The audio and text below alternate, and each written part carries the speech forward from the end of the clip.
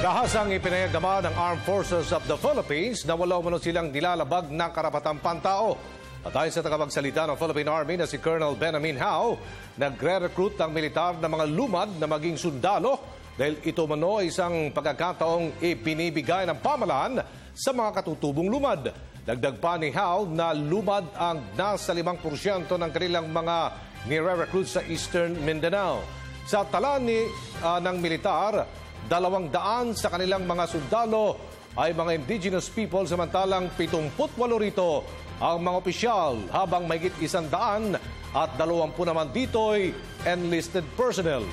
Bukod pa raw ito sa mga nagboluntaryong sumali na Armed Force Geographical Unit o CAFGU. Iginit naman ni Colonel Restituto Padilla na ginagawa lamang ng mga pulis at militar ang kanilang mandato na magsilbi sa bayan. Mandato din umano sila ng batas na mag-organisa ng militiamen sa ilang piling lugar sa bansa sa oras na hilingin ito ng isang komunidad.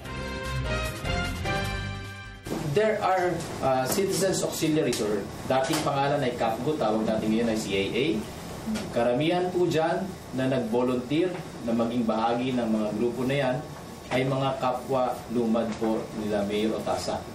So sila po mismo ang nagsasabi na kailangan mo naming depensahan ang aming komunidad. Kaya dahil kami naman ay pag sila po ay kwalipikado, sila po ay kukunin bilang isang miyembro ng CAA at ititrain. At hindi pinapabayaan na mag-isa. May nagsusupervise po dyan. Dahil balakid kami talaga ay sisiraan. At yung human rights violations naman na sinasabi, patuloy po nilang sasabihin yan at hindi po nila hihintuan yan. Kasi hanggat hindi po sila nagtatagumpay, ang kanilang pinaka main block ay ang armed forces. Kaya kung anumang paninira ang gagawin nila,